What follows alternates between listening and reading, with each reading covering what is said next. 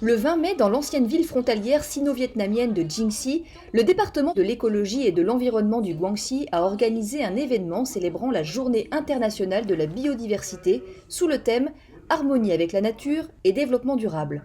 Lors de cet événement, des jeunes représentants chinois et de l'ASEAN, également appelés envoyés verts, ont lancé une initiative appelant à une participation collective à la protection de la biodiversité.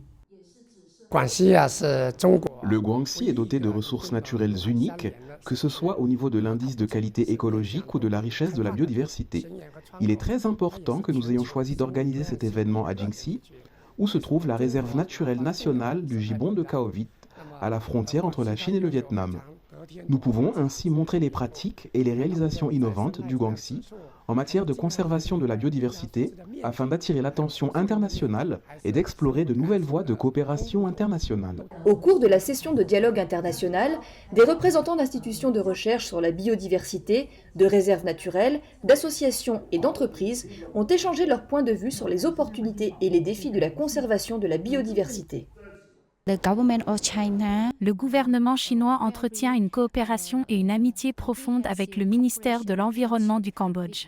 Par exemple, nous sommes tous deux membres du Centre international de la mangrove. Nous avons établi une coopération importante dans la protection de l'environnement et des ressources naturelles grâce à la signature de protocoles d'accord. Par ailleurs, la Chine nous fournit des équipements et de l'assistance technique. De nombreux facteurs affectent la biodiversité, notamment le changement climatique et la pollution. Une meilleure coopération nous permettrait d'atténuer ces problèmes. En effet, lorsque nous disposons de données, nous pouvons conseiller le gouvernement sur les solutions à apporter. Pour l'instant, nous avons initié quelques collaborations. Nous travaillons notamment avec l'Université d'Anhui. Des événements comme celui-ci nous permettent également d'élargir nos perspectives. Plusieurs documents clés ont été publiés lors de l'événement, notamment le bilan des nouvelles espèces découvertes en 2024 dans la région, ainsi que le plan d'action pour la conservation de la biodiversité de la région autonome Zhuang du Guangxi. La protection transfrontalière du Cao Vit gibbon en fait partie. L'événement d'aujourd'hui nous a beaucoup touchés. Dans la stratégie et le plan d'action de conservation de la biodiversité de la région autonome Zhuang du Guangxi 2025-2035, l'un des axes consiste à positionner clairement notre réserve comme un modèle pour la protection des gibbons de Cao Vit, en établissant une collaboration par le biais d'actions transfrontalières entre la Chine et le Vietnam.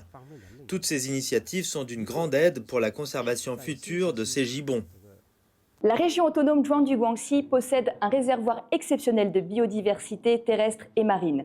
Elle a fourni d'immenses efforts pour protéger des écosystèmes uniques mais fragiles, ainsi que pour la protection d'espèces menacées comme le rorqual de Bride ou le dauphin blanc.